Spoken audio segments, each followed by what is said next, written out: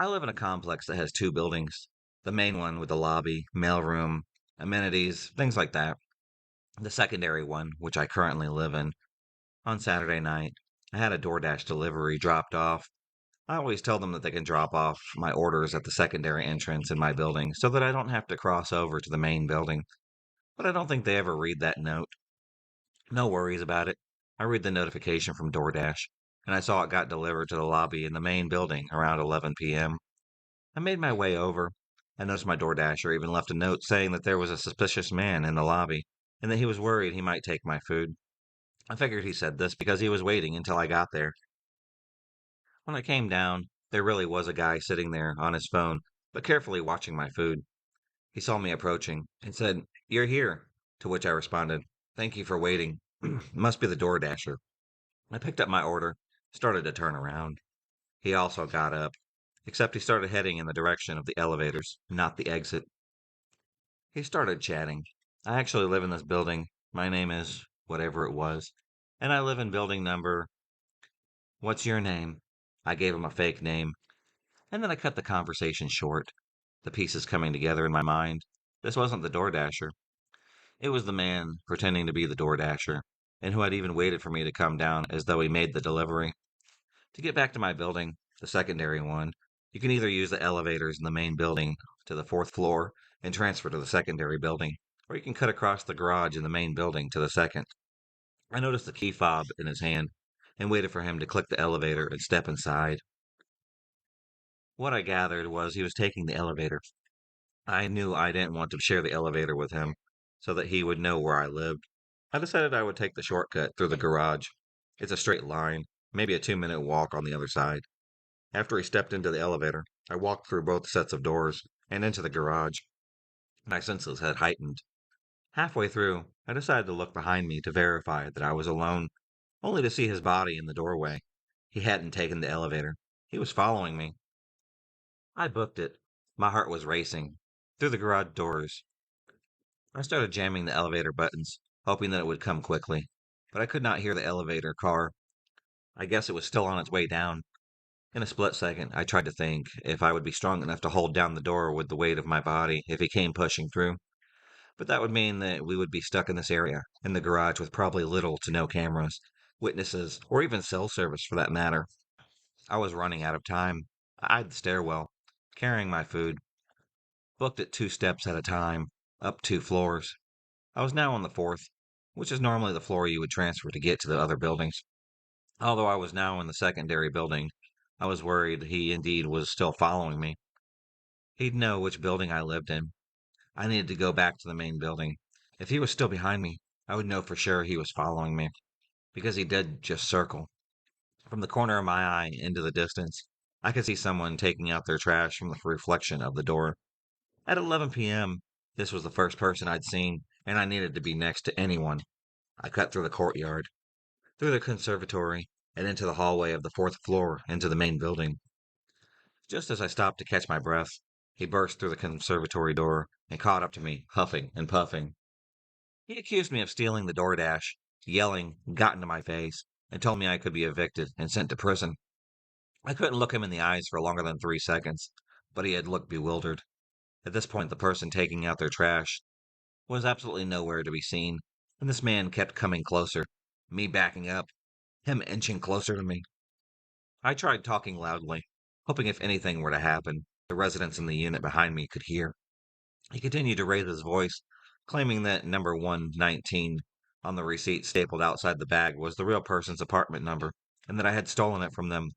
Taking a look, 119 was in fact the order number, not the apartment number, but he was convinced that it was someone else's unit number. For a lot of my reasons, this logic doesn't make any sense. Not that I needed to explain to him, but I could have been trying to go from my main building, second building, fourth floor, main building, second floor, just to lose him so that we didn't have to share the elevator and he didn't know where I lived. Even if I was taking someone else's order, which I wasn't, he was going to follow me to my apartment to verify where I lived and ensure my apartment matched the number. He was able to catch up to me relatively quickly, considering that I was sprinting and out of breath. This means he was deliberately following me and chasing me down, which as a man, circumstances aside, I'm not sure why he would even be willing to chase a woman by herself at night, knowing how this would look for him. It was never about the order, because why did he pretend to go to the elevator in the beginning, only to chase me across the two buildings for an order he didn't even know what apartment number I was going into? And it definitely dawned on him that up until that point, we were the only people around.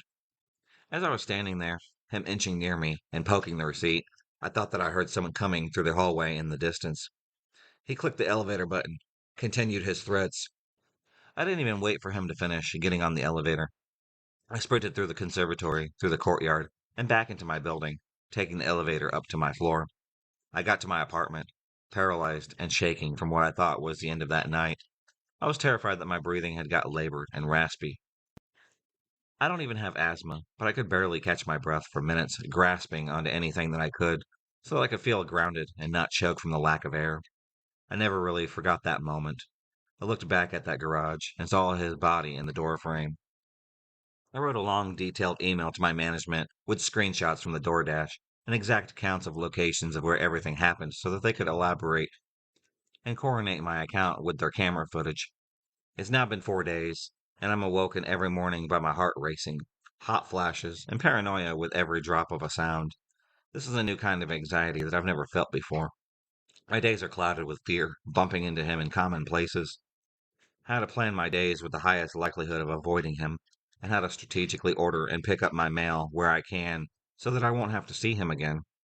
I don't know if these extreme symptoms are normal after the experience, considering I know a lot of women that have had more frightening and violent encounters with strangers that involve more than what happened to me that night. But this has been consuming me for the past few days. I feel unsafe in my own building. Everything that has happened since the next morning, my management and maintenance, which are two men, came knocking on my door. Of course, I was already frazzled from the events of the night before, and although I opened up the door, they could see that I was visibly shaking. They came to apologize about the events, saying they had seen the footage and that it was scary. I needed to file a police report immediately. The property manager was kind, saying that he would sit and call the police with me so that I wouldn't have to do it alone. I asked him if they knew the resident and if they were aware. He said that he knew who he was, and that this wasn't the first time that he had been reported for bothering a resident. My stomach had sank. I quickly got ready and met the property manager downstairs, outside of our building, but also away from areas that the property manager has known to see him. And we made the call together. After I gave my account, the property manager chimed in with his accounts of what had happened. Apparently, I was the fourth or fifth female that he has harassed. He has harassed women in the complex before, but never followed them at night.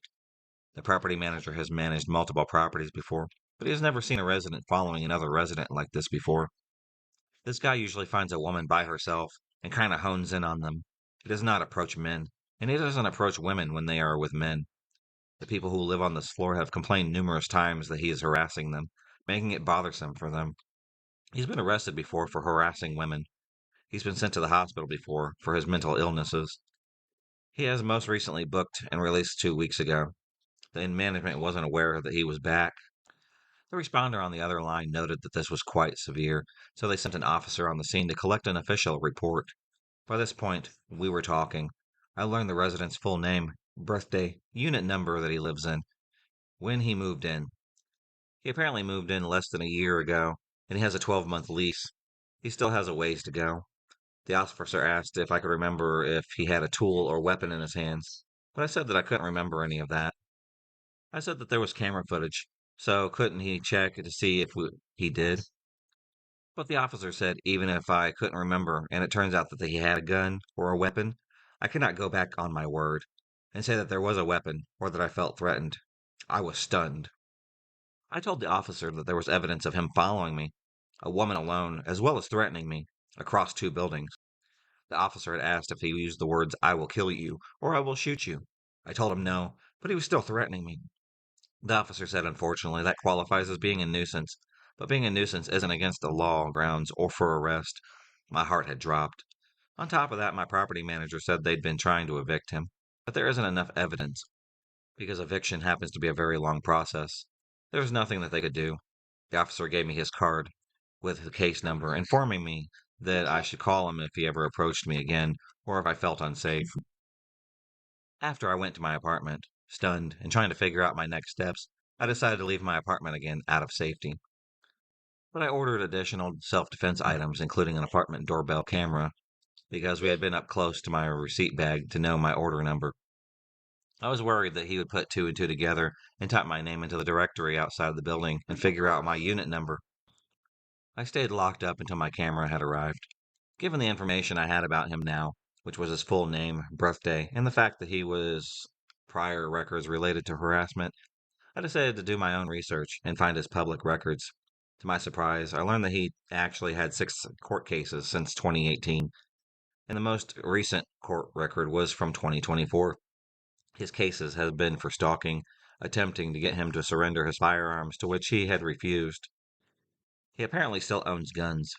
Different women have attempted to serve him, but they all failed, either because he tried to dodge it, never showed up to court, or has been hard to get a hold of. I couldn't believe it. This man was able to freely move around common spaces in our complex, and management has never mentioned anything to residents, nor regarding our safety. Now I knew this was more than just an annoying neighbor, but rather someone who would be dangerous. I was dealing with a man with unresolved mental illnesses who may still be in possession of multiple firearms, which the cops won't do anything about. Now I officially knew this neighbor was someone who could possibly be very dangerous. I was dealing with a man with unresolved mental illnesses who may still be in possession of his own multiple firearms, who was angry with me. Given his history of professional stalking, I was worried if he saw me too soon again, that he would remember our encounter and fixate on me and possibly escalate. A few days later, and my camera had arrived, but I hadn't gone out of my building, so I was now trying to figure out how I can get to the mailroom. I asked my management for footage of our encounter. After 2 days of dragging out the request, they finally sent me clips of our encounters in different areas. In one of the videos, you could see he followed me into the garage a bit after I had already gone in, after he had supposedly pretended to take that elevator. In the clip that freaks me out the most, you could see me entering the garage elevator lobby, click the elevator button, practically pace back and forth, and try leaning my body against the door before I realize I'm running out of time, and run through the stairwell. A few moments later, you see him come in, look at the pressed elevator button, and then figure out that I must have taken the stairwell before following suit. If anything, this showed intent. Oddly enough, the footage when he caught up to me and poked the receipt in my bag, that part was missing, but management sent the footage after when I run back to my building. But a few days later, around 6 p.m., I figured out how to pick up my mail. I have a married friend who lives in his building, 3 floors below, so I asked if she would be comfortable meeting me on the fourth floor of her building. With deep breaths, I got to the end of my hallway. My friend on the phone the whole time opened up the door to the courtyard, hyperventilating. I looked across the conservatory and saw a man there. I squinted. It couldn't be, but it was. Indeed, him standing in the conservatory, his eyes locked on me. Started mouthing things, smiling, and then yelling. I began shaking uncontrollably, crying, and quickly ran back into my building. Now he knew for sure I lived in the second building. My friend was in the hallway, right behind him, so she witnessed everything. So she directed me. She wasn't with her husband either, but he had locked eyes with me, and now he was enraged. There were some people in the hallway frantically asking if I was okay, but I couldn't speak. My friend, still on the line with me, told me to go back to my apartment and that she would meet me there with her husband. My friend and her husband came up a few moments later, staying with me as I frantically packed a go bag. We decided that it wasn't safe for me to be alone in my apartment anymore, so I reached out to another friend who lives elsewhere in the city. They said that I could crash at their place. My friend and her husband escorted me through the hallway, me physically breaking down as we neared the elevators, but eventually leading me to the other friend's car. As I write this, I am in the living room of her apartment for the third day, figuring out my next moves. On my next day at my friend's house, I wrote management an email again explaining the incident with the resident once again. This is my second day, and no response from them still. My friend went to the management with her husband to report the incident, since she also witnessed him yelling, so that it could add to their complaints. She said management was aware of me and my complaints, but they cannot do anything because he is protected under the Fair Housing Act.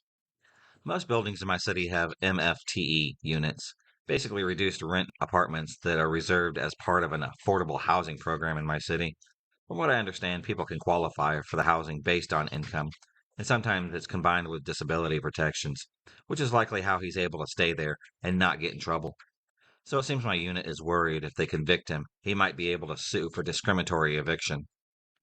I don't have a male partner, which seems to be the only deterrent from the resident. So my sister and her husband are trying to figure out when they can fly in and help me pack my place so that I can get the hell out of there. I'm devastated because it's a beautiful complex with incredible amenities, gorgeous interior, and pretty new. But all this means nothing when my safety is at risk. I have no plans, but I cannot go back to my unit until I have protection at all times inside that building. I was behind the scenes at the restaurant that I was working at, waited to clock in for my shift. That's when I first noticed her. Starbow Girl. This chick loved that gothic movie about the blue haired girl and the button eyed doll. The clothing associated with the marketing of this movie is always a dark blue bow with silver stars. Now, when I'm not at work in our dress code, I'm usually goth or close to it.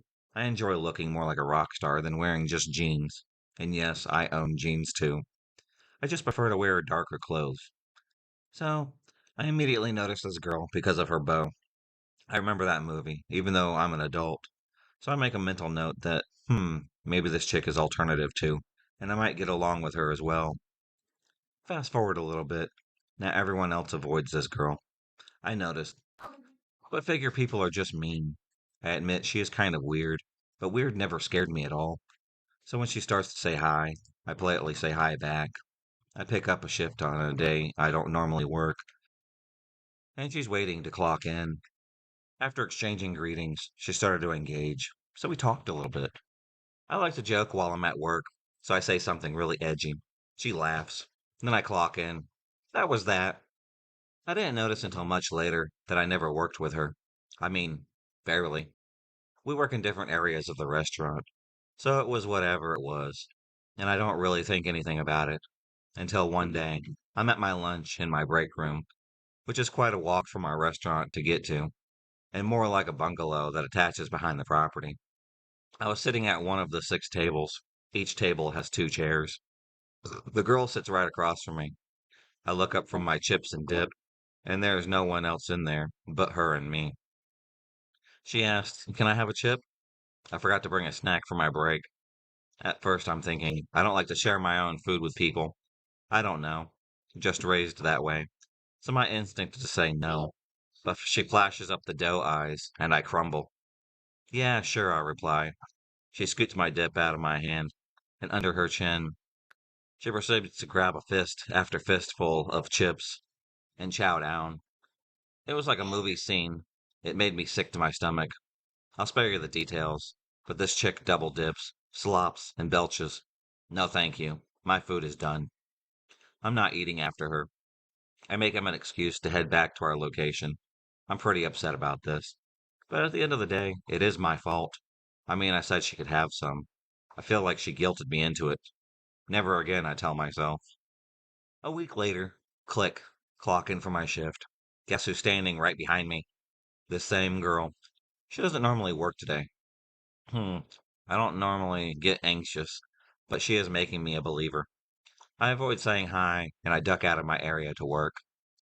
On my break, there she is. She's walking behind me, says something about us spending break together. I say no, you go on. I got to go use the toilet, and I fast walk to the bathroom. At lunch, I'm not so lucky. Plops down at my table. Room is virtually empty. Maybe one guy half asleep in the back. I'm on my phone scrolling and eating my TV dinner.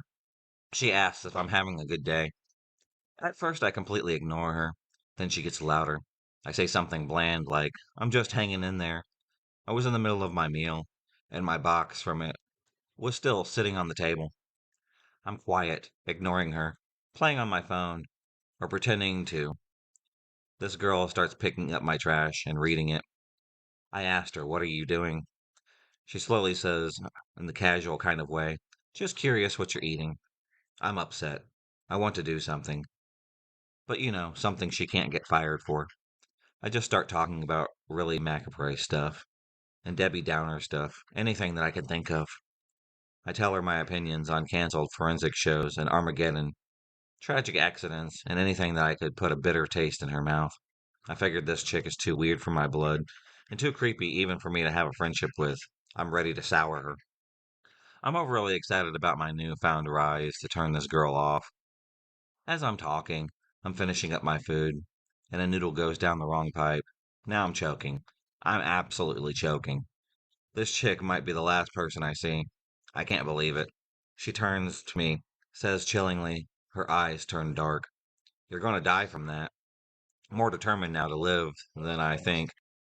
I find water, and I will myself over to the water cooler halfway across the break room.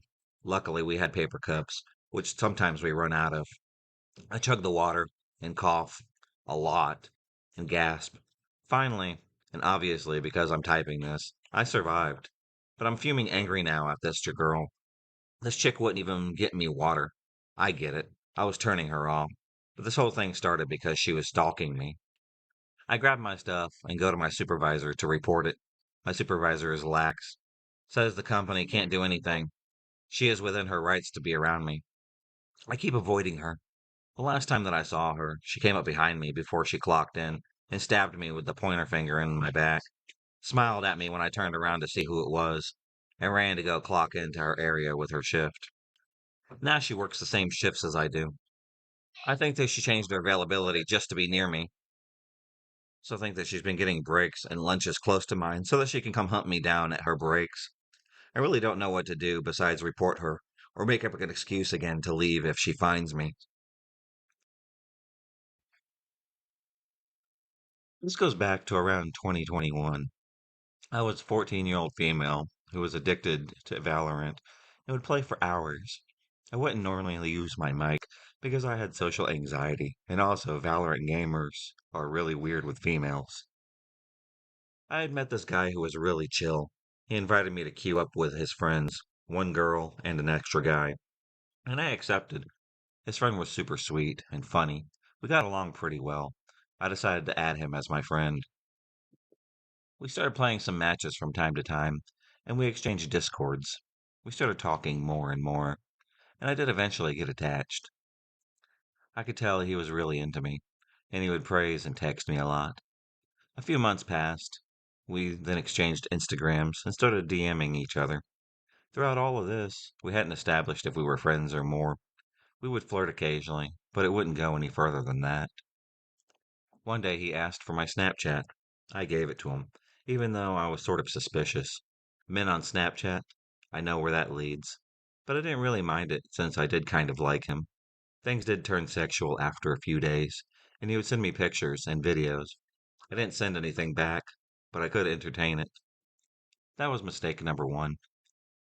Maybe 6 months, a year after we initially met, I was 15, told him I didn't want anything serious, no relationship, but we could be friends with benefits. He enthusiastically agreed. I ended up sending him pictures. My second mistake. I really thought I was safe because it was on Snapchat, and so you can see if they screenshot it. A few weeks had passed. I realized I never did really see his face, and I knew almost nothing about him. I started asking more about him. Found his name is Joshua, and he lives in Florida. He has multiple mental illnesses and had trouble with the police before. He showed me his face. I realized how deep in shit I was and started texting him less and less, which infuriated him. At some point, I decided to officially cut him off. Tried to do it as politely as I could and blocked him. I thought that was it. Early on in the year, I had received a text from my sister. Hey, who's Josh? I felt my knees weaken and my stomach had dropped. I asked her why. She told me that she would tell me when she got home.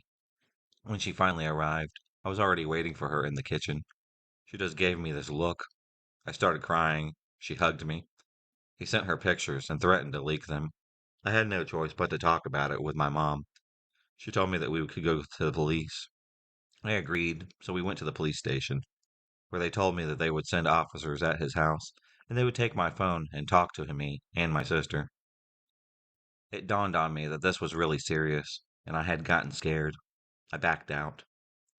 That was mistake number three. Maybe a month or two later, Josh's brother texted me, asking me to unblock him. We texted a bit. He told me that Josh would often sell nudes to pedophiles on Telegram. I realized how deep in shit I was, but was still too scared to speak up. I really shouldn't have. Josh texted my friend's boyfriend. No idea how he found out who he was. Instead of telling him how I was horrible and asking him if he wanted my nudes. A few months later, he texted my then boyfriend, telling him the same thing, but threatening to send him my nudes if I wouldn't talk to him. So I unblocked him. That was mistake number 4. I didn't lead him on. I told him to back off and leave me alone. Then I'd go to the cops. He told me, and I quote, "That would just show me how much you love me." I obviously reblocked him. I since then every few months get a Snapchat or Instagram request from him. I would sometimes accept it and tell him to back off, telling him that I don't love him. I tried to find out his last name. I remembered his brother had texted me.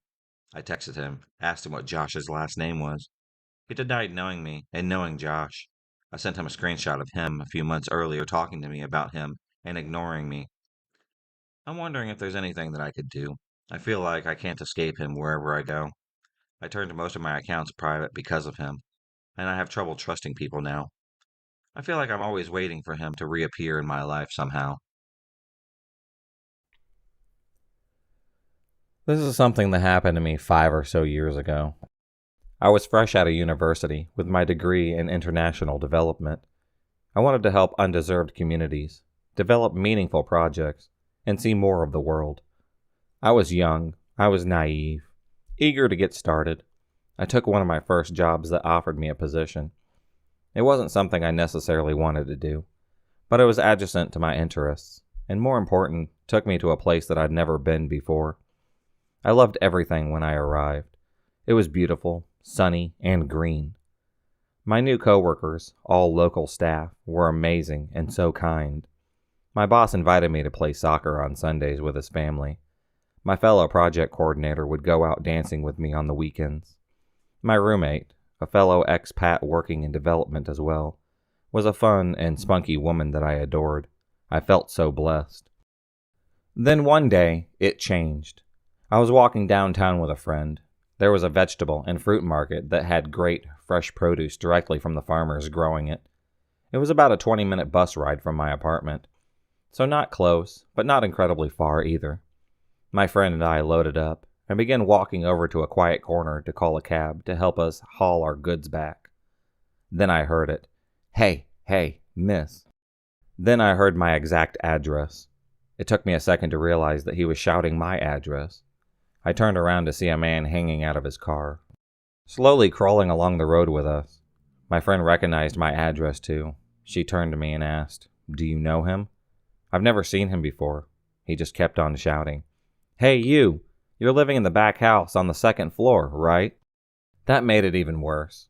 I lived on a big suburban lot with 2 houses, one in the front where my landlady and her family lived, and the second in the back house. The second house was split into 2 apartments. The bottom floor housed 2 students, while I lived on the second floor with my roommate. You couldn't see the second house from the road, much less the stairway that led to the second floor. My heart was pounding. I wanted to shout back at the guy, but I was scared. I was a 22-year-old woman living in a foreign country, and I didn't want to draw attention. I didn't know how people would react. I didn't know how he would react, so we walked. My friend tried to comfort me, saying that maybe he knew my landlady's family. I was probably the only redhead in the whole country. He would be a neighbor I hadn't met. The encounter didn't leave me. It stayed in my mind. A week or so had passed. I stopped glancing behind my back whenever a car would drive by. I started to feel secure. Then he showed up again. I was walking home from work. It was getting dark. My office was a 15 to 20-minute stroll from my apartment. Perfect as a quick way to stretch my legs. I was halfway home when I felt someone watching me. Then, the slow crawl of a car idling up beside me. I knew that it was him without even looking. "Miss," and then my address again, he said, leaning out of his window, one hand on the wheel. "Why, are you shy?" I ignored him and kept on walking. There was no one around. It was getting dark. "Come on," he said. "Let me give you a ride. I know where you live." Not reassuring. I started to feel my chest tighten. I wanted to call someone, but I didn't know what he'd do if I reached for my phone. I was practically jogging now, but he just sped up to match my pace. "Listen, bitch." Now he was angry. His voice was hard. You don't just ignore a man like that. Wondered what I'd do if he stopped the car. He looked fit, young. He could probably catch me. He could hurt me. So I did something that, in retrospect, seemed absolutely bizarre. I yelled at him, wildly, rapidly. I did it in my first language, not that they spoke this in this country. Not a language that he would ever have heard, probably.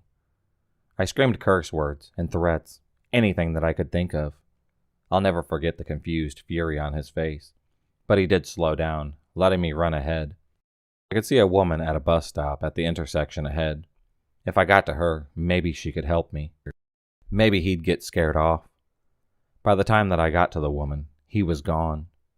I kept walking home, looking behind me with every step. I told my roommate about what had happened. She told me not to bother reporting it to the police, since they were corrupt and wouldn't do anything. When I told my boss, he told me the same. He said he had a baseball bat and would come whenever I called. I saw the man again 2 weeks later. He was sitting in his car, parked in front of the gates to my apartment. I was about to take out the trash, but retreated before he could see me. I told my landlady, and when she went over to confront him, he drove off. This continued for weeks, not every day, but once or twice a week. He was already there, waiting. I took cabs to and from work. I never traveled alone. I barely slept, waiting for him to break in and kill me. The last weekend abroad, he almost did. I went out drinking with a group of my friends, 4 of us in total. We were celebrating the end of my contract, and I was happy to go home in a few days. I couldn't wait to see my family. I couldn't wait to put an ocean between me and that man. We had beers at a local bar, a 5 to 10 minute walk max from my apartment. When it started to get late, probably around 1 o'clock, we tried to get a cab, but it was impossible. The roads were jammed, and people were everywhere outside. Cabs couldn't even get to us. Or so we thought. Even though others warned us not to. Let's walk home. It would be faster than calling a cab. We'll be fine. We're a group of 4. No one will hassle us. We got halfway there when we had to cross a main road. There were no street lights. Not that kind of place. The road was absolutely empty. Not a single car was in sight. We crossed the road. A few more minutes, but then we were backlit with a bright headlight of a car coming up.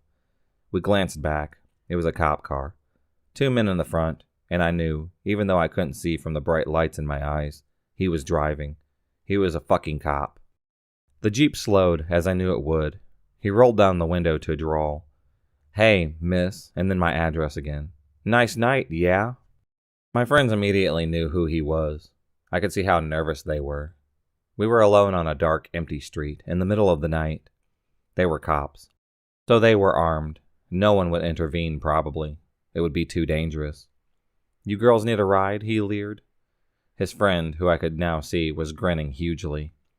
My last few days, I thought, and this is how it would end. We sped up our pace. I don't know what our plan was, other than to get away.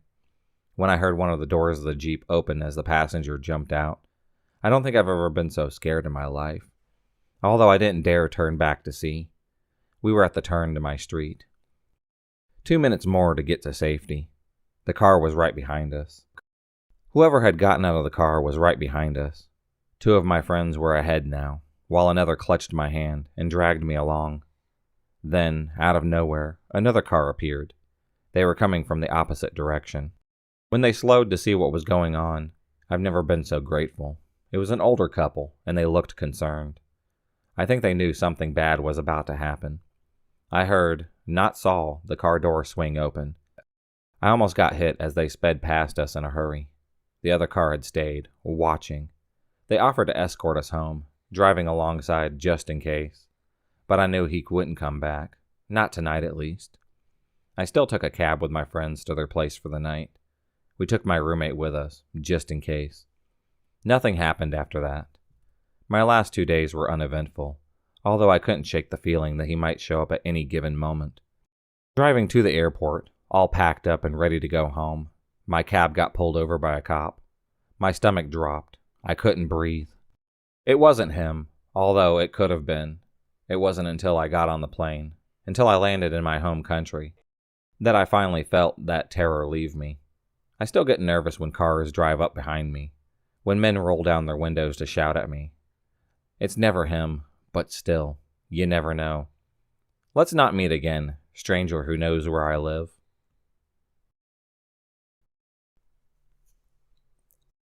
This story takes place when I was around 16 or 17 years old. I lived with my dad in a little apartment in a very questionable area. It was the type of area you'd not want to be out in and when the sun goes down.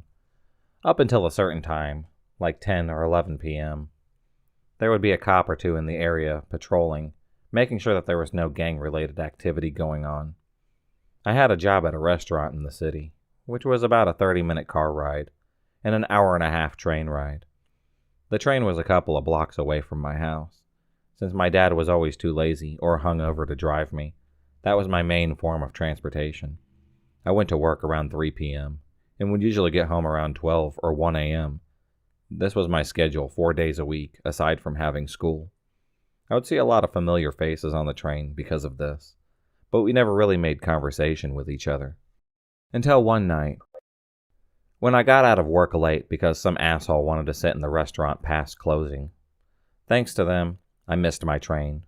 The next one wasn't scheduled to arrive for another hour, so having nowhere to go and no money for Lyft or Uber, I sat there waiting. No one was around me, so when this older man showed up, kind of staggering a bit, I assumed that he was another drunken hobo in the city trying to catch a train to sleep in.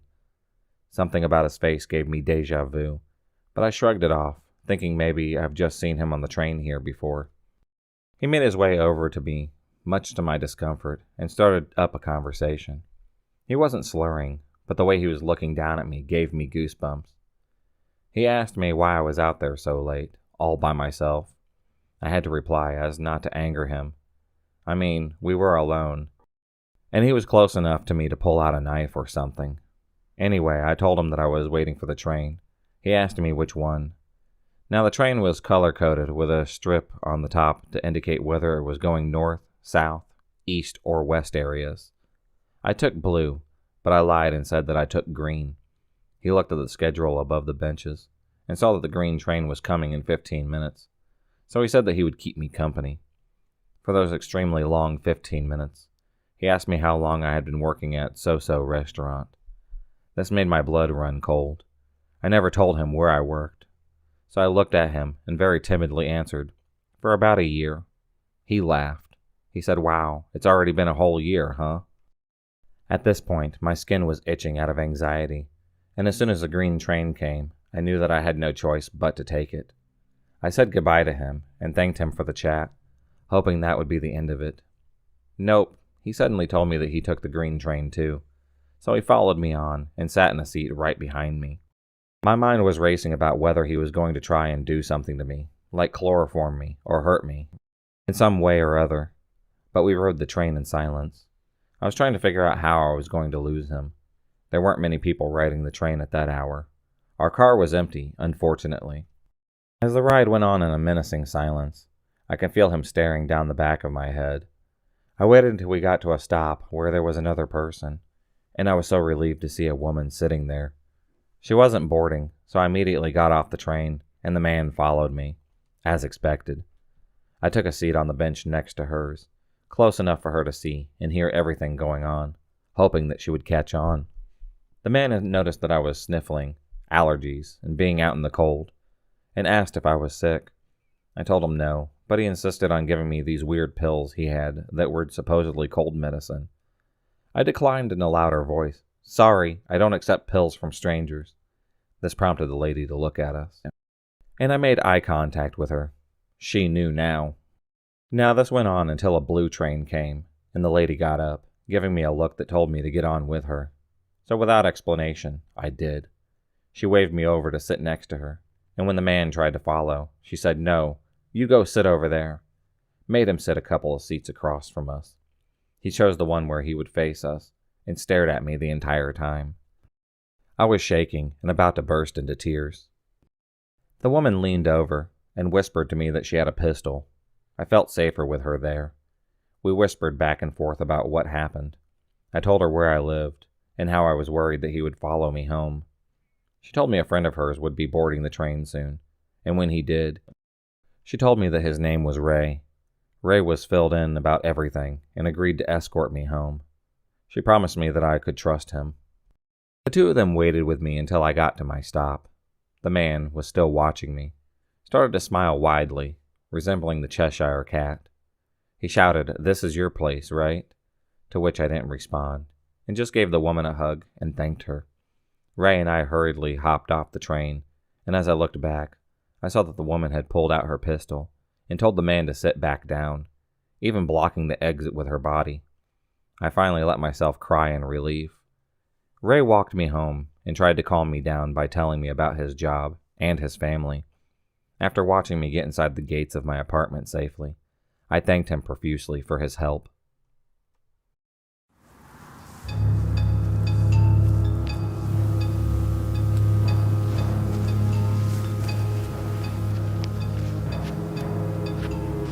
I'll see you guys in the dark.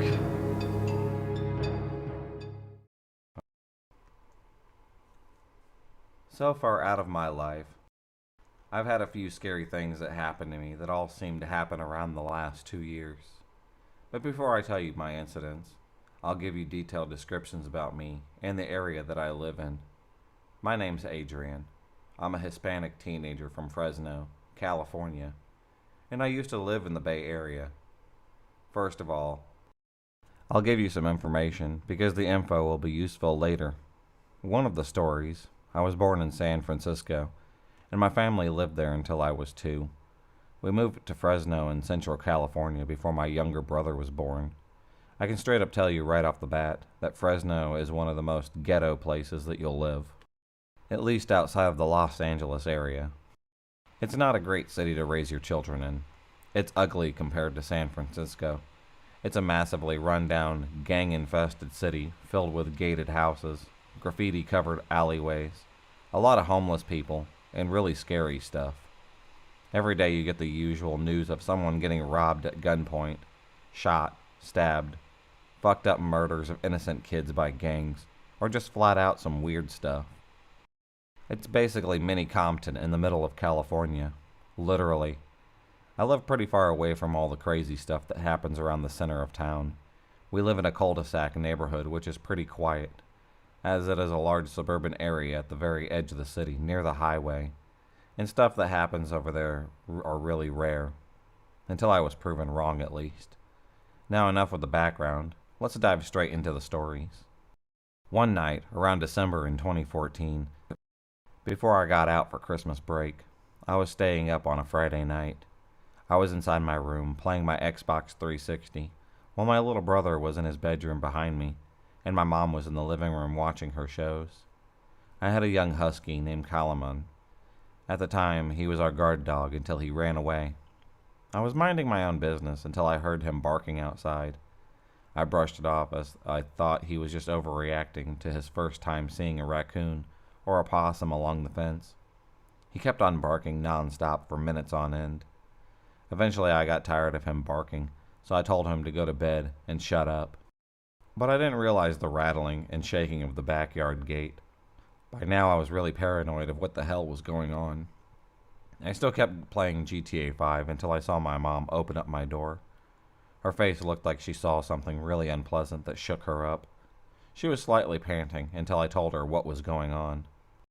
She said that she saw someone running across our front yard to the backyard gate. My heart felt like I was swallowed, and that it was down my throat to my stomach. I told her, "How did you see him if you had all your windows to the house with the window blinds closed?" She said that she kept the very bottom blind cracked open to see if there was anyone approaching the house.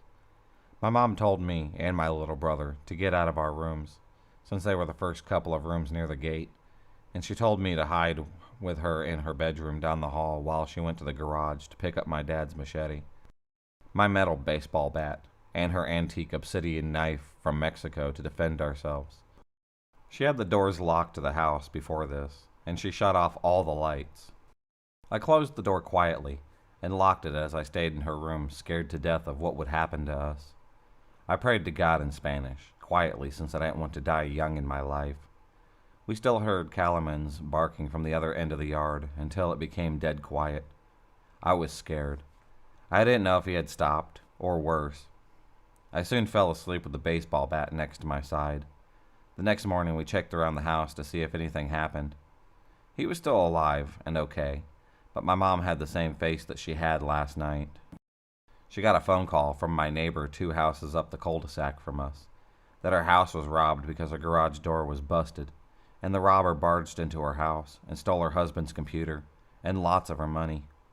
I felt so bad for her because she had herself and her family in danger of that creep. From then on, my mom gave us a weapon to defend ourselves if this happens again. The second scary incident happened the next year in early 2015, around winter or spring. I was done finishing my game, and I decided to watch some TV with my mom to keep her company. It was around 9:50 p.m. until we got a ring from the doorbell. At first I knew it couldn't be my dad. Dad does come home around this time during the weekend, when he comes back from working as a semi-truck driver. He usually works all week, going up as far north as Salt Lake City, Utah, just for us to have food on the table. And second, he always had a way of ringing the doorbell so that we can recognize him. But I knew this wasn't my dad. Mom told me to stay on the sofa as she walked to the door. She said in her gentle voice, trying to be polite as possible, "Hello, is anyone there?" From the other side I heard a chilling response from the other side of the front door. An old, shaky, and unfamiliar voice called from the other side. It's me. I'm your neighbor. I need something. Can you let me in your house?" Mom and I were scared shitless, as we knew our neighbors really well in our area, and this man didn't sound familiar at all. I looked through the blinds, and I saw a filthy-looking, supposedly homeless man who looked like he was in his early 50s. He had baggy dark eyes, and he was shaking like he was a twitchy mouse. He looked like a heavy meth head. When my mom responded, "What neighbor?" the creepy guy didn't say shit after her question. I can tell. He looked like a complete dumbass compared to my mom's sharp wit. My mom responded back, annoyed and bothered to the stupid shithead. "Go away from our house, or I'll call the cops to arrest you. There's no business for you to be here. Go away." My mom isn't an asshole when it comes to people at her door, but if it's a sketchy person, that she can easily sniff them out. The man quickly and aggressively tried to come in by jiggling the doorknob, but he looked too weak to even push the door open. Eventually he gave up, and we heard the creep's footsteps hastily and clumsily walk away from our door and our house. I knew it was some sort of creepy homeless dude just by the sound of his voice. I'm not saying all the homeless people are creepy, but he was definitely strange, and he wanted to come in our house at 10 o'clock at night and possibly do something to us that was unpleasant. I could easily tell the difference between an innocent homeless person who asked for money to buy food and a deranged one who wanted to harm someone to get the money, because I live in the Tenderloin neighborhood in San Francisco, where it ran heavy with homeless people. But the homeless usually all live in downtown and San Fresno, which are far away, and it's really rare to even see them up here. But luckily my mom wasn't stupid to this kind of bullshit. But the scary stuff doesn't seem to end for me. It doesn't always seem to go away here in Fresno. Across the cul-de-sac from me, there's a house that looks like it's in good condition. However, the person that lives there is really freaky to me. His car seems to always never be used at all, like it hasn't been driven or touched, in years at least. And he has his windows shut, and his doors closed. The worst part, he never steps a single footstep, not even a full step out of his house. Anyways, it was around 1:20 in the afternoon. I was going into my junior year at high school. I was ready to practice driving out on a rural field, roads outside of Fresno with my dad. As soon as me and him started walking out the garage to my grandpa's Toyota Camry, we saw what I suppose was the dude from the house, standing outside. He was wearing a black hoodie jacket with the hood over his head. He had dirty old jeans, and he was facing his car, downwards to the floor. He just freakishly stood there like a statue, not even moving a single muscle. My freakometer was ringing. I walked to my grandpa's car with my dad and prepared to drive out of our street. I told my dad in Spanish, "Who was that? The neighbor, or is it someone who's looking for trouble?" Dad responded to me in Spanish that he wasn't sure. He told me not to look at him, as I made a U-turn around the cul-de-sac to get out. I slightly moved my eyes to go look at him, and he looked back at me. He barely had visible eyes. I was really scared. He looked at me like he had some weird intention. My dad scolded me for not paying attention. I told him that I couldn't help, that it freaked me out. When we came back around at 3:44, the weird fucker was gone. I think he decided to retreat back to his house like the hermit crab that he was. I told my little brother about it. He says he does feel scared when he used to play outside on the street with his friends, on their scooters, as he would see the blinds slightly open. I feel so annoyed that this hermit's presence is near me. How does he buy food when he runs out? How does he pay the bills to his house? I personally want to smash the pedophile's head out with my bat. And just recently this Monday, I saw him sitting, slouched like a hunchback on his walkway to his door, with his hoodie covering up his face, while I was taking out the garbage bins. He just seemed to stare at me with a blank expression, like if that was his intention. I locked the backyard gate, and I sped walking to the garage and shut it closed. He always made me feel so uneasy. I just hope that the city moves, or relocates him somewhere else. I thought everything that was creepy would stop, but it suddenly shifted over to my little brother. We'll call him Yzma. A few months ago in October, coincidentally, Yzma had gotten repetitive calls from an unknown number when he got his first phone. He said that the number would call him twice, or even 5 times a day. This was very unusual, and I told him that I'll block the number for him. I was pissed that I found out I couldn't block an unknown number. And FYI, Yzma's phone was an iPhone 5S. After this, I told him firmly that if the number calls him when I'm around, I will talk to this moron. 3 days passed. I was with my mom to go pick Yzma up from school. He came over, and I hugged him and kissed him. Don't mind that. Passionate love for your family members is strong in Mexican or Hispanic heritage. I told him, "How was your day?" He replied back to me, "It went great, but I looked at Yzma's face. He looked scared and nervously shy. I told him, "¿Qué pasa? Did that stupid number call you again?" He said to me in a nervous voice, "Well, yes, that number called 3 times. One during my second period, and the next during 4th period, and the last one was at lunch." It feels our conversation was interrupted by the rumbling at Yzma's phone. I grabbed the phone and said, "Hello? Who is this?"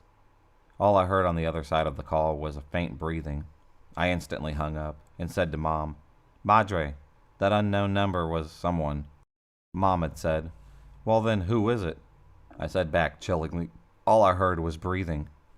My mom had looked like she jumped for a second while she was driving. She said that if the creep calls again, to have me or Dad pick up and answer the call. I nodded. The next day on Saturday, I was helping Dad in the backyard when Yzma opened his window and told me to come over, that the man was calling him yet again. I ran over to my brother's window, and I picked up the phone. I said pissed off, "Hello? Who the fucking hell are you?"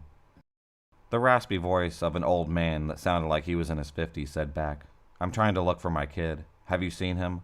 All I want is my kid. He's a naughty little boy." I looked at the gate to see if someone was looking at me. There's no one. I raged back at him, "Listen, you sick fuck. There's no kids that you are missing. Don't call this number back again, or I'll fuck you up and make you look like an accident." Just before I was about to say some more, I heard laughing, and the man hung up immediately.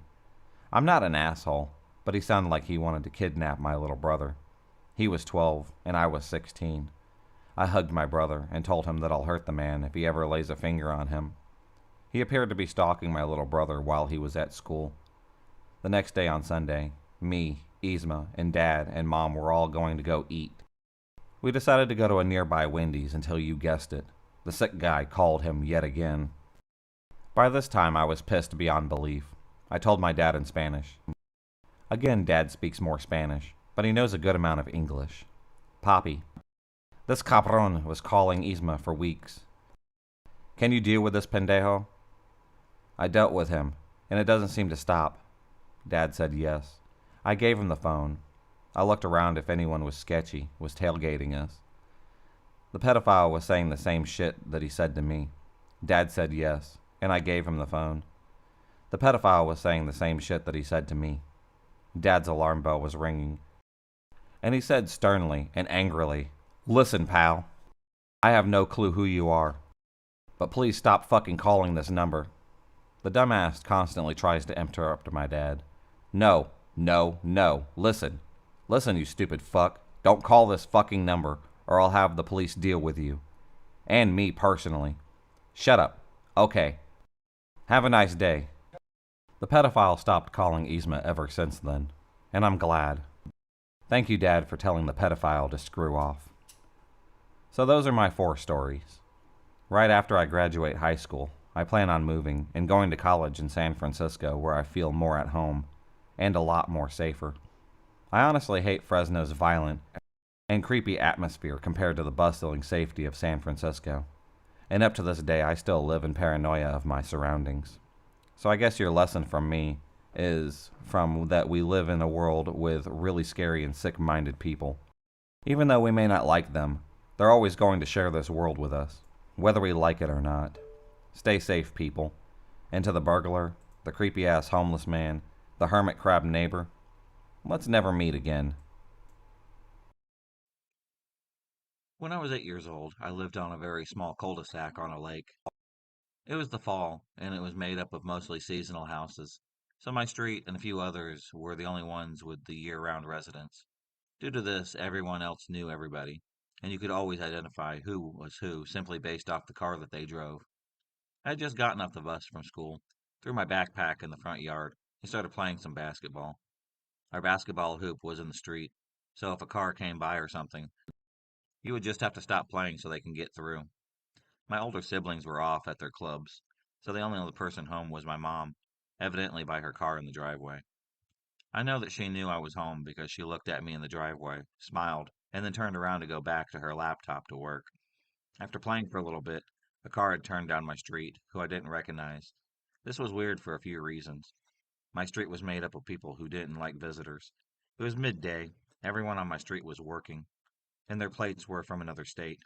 While I recognized it was weird, I thought nothing about it, and I moved so that they can drive around the street. After all, sometimes people like just seeing the lake in the off season. They need somewhere to turn around. My house was the first one on the street, so I figured in a minute I'd see him turn around and leave. And I was right. He came around, and then he stopped.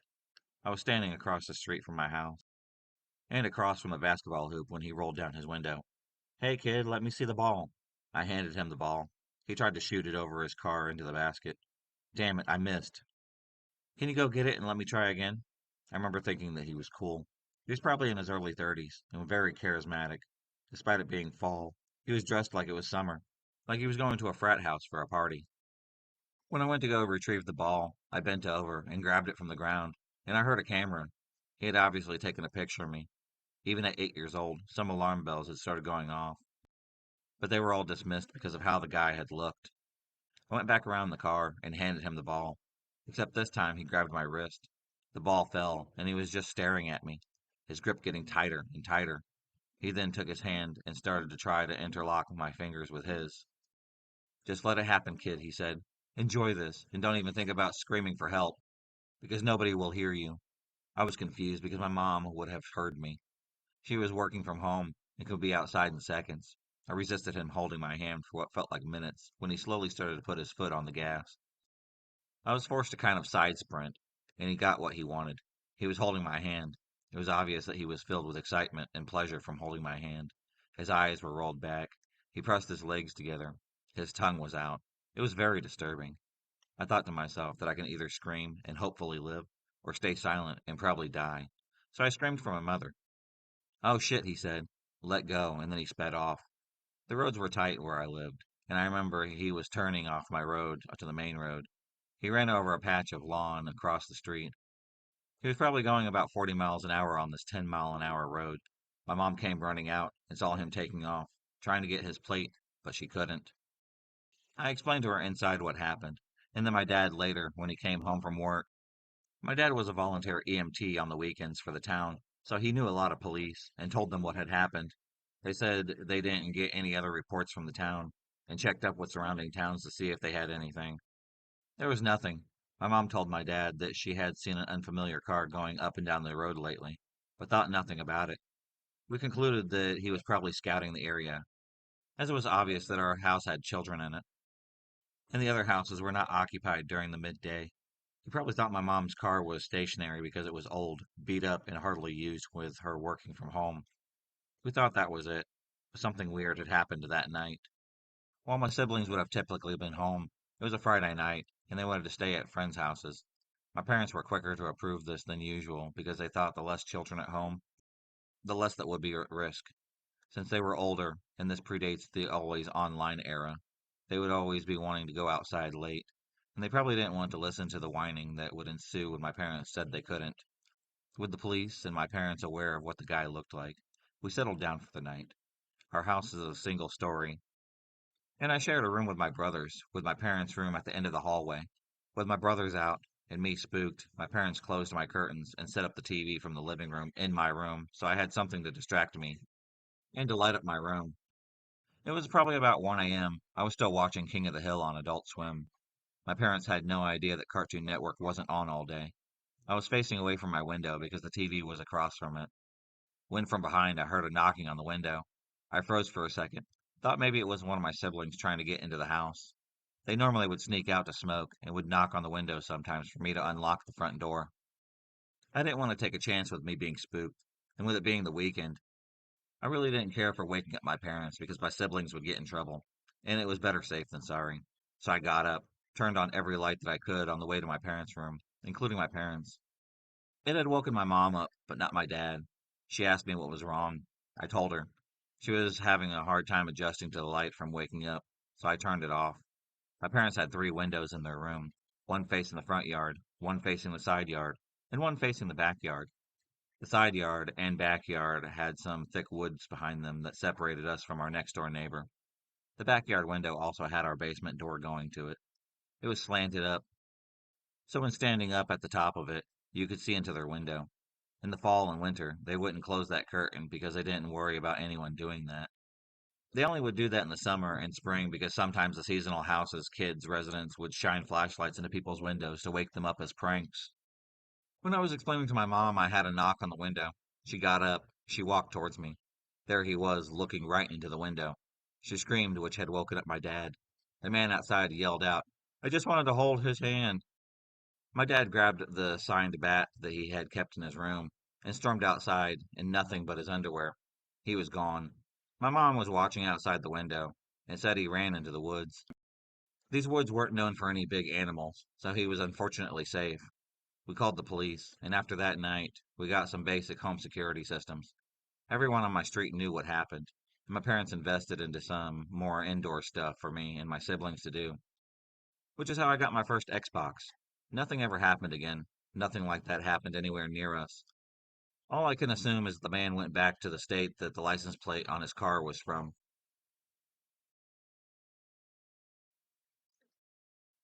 I'm writing this down on my phone from my town's mall, as this had happened about 10 minutes ago. I'm a 31-year-old female. I was on my way to the grocery store to buy some stuff that I needed for apple cake.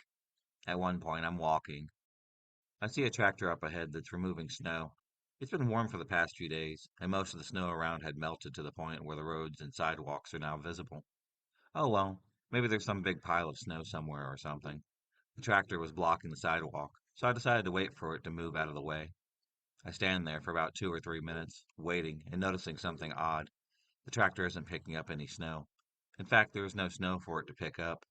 I get annoyed and I walk around it to continue walking. As soon as I cross the street at an intersection, the tractor starts slowly following me, as in driving into the sidewalk where, once again, there's absolutely no snow, and following me. It moves slightly faster. Not so fast that I have to run, but enough that I have to pick up pace a little bit. Due to the bright front lights of the tractor, I can't see the driver, so I just keep on walking.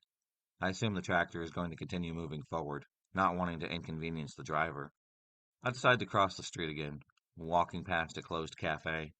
The layout is such that it would be a bit difficult for any large vehicle to maneuver through, so I think I can continue my walking pace. No, the tractor continues to follow me, the driver giving zero fucks about the difficulty maneuvering. Getting slightly alarmed, I quickly walk around the closed cafe and into some back streets, thinking that I've lost them now. I keep walking, and I hear the tractor on the other side of the building I was passing. Somehow it had gotten there before me. You've got to be kidding me, I tell myself, thinking this person is stalking me. I try to run from one building behind another, and just as I get to the building, I pull my left calf muscle. In a bit of pain, I limp through a gap between buildings too small for anything bigger than a grown person to get through. Get behind the wall and take a moment to rest my leg and catch my breath. I can clearly hear the tractor, and I see the light of the moving tractor from the gap that I just came from. I sit there for 5 minutes listening to the tractor's engine run before it finally drives away. I wait a little bit longer just in case before continuing to the mall, still limping a bit, but not as bad as before. I've been sitting here for about 20 minutes or so, now typing this down, and from inside the mall I can still see the tractor driving around. I have no idea if I'm just imagining things, if this person is just some idiot and was bored and thought following me around would be funny, or if they're just up to something bad. All I know is I have a pulled calf muscle because of this thing. So this happened a few months ago. This guy started showing up at my favorite coffee shop. At first he seemed really nice. We had a few casual conversations, but it was clear he was interested in more than just being friends. He asked me out a couple of times, and each time I politely declined. I even mentioned that I have a girlfriend, hoping that he'd get the hint. My girlfriend and I have been together for 3 years, and we're really happy. I really was hoping that he would respect that, but instead things turned for the worse. After I rejected him for the third time, I started noticing him everywhere. At first I thought it was just a coincidence. Maybe that he just liked the same places that I do. But when it got weird, he'd be at the grocery store where I was shopping, at the park with my girlfriend when I was talking with her and taking a walk with her. He would even be outside my apartment building. I tried to brush it off as just paranoia. A few weeks ago, my girlfriend and I were at the park. It was a beautiful day. We were just enjoying each other's company. I saw the same guy in the distance, and my heart had sank. I tried to just ignore him. That night, I got a message on Instagram from an obviously fake account. There was a video of us at the park, with a message said something creepy like, "Cute couple. Shame one of you is with the wrong person." We were both freaked out about this. I reported the account and I blocked it, but videos kept on coming. Different accounts, different angles. Since then, I've stopped going out as much, and when I do, I always feel like I'm being watched. My girlfriend tries to be strong for the both of us, but I can tell she's scared too. We've talked about moving or calling the police, but we were both unsure about this. If you enjoyed this video, please subscribe, like, and hit the bell for notifications on future videos and become a stalker of the night. And I'll see you next time.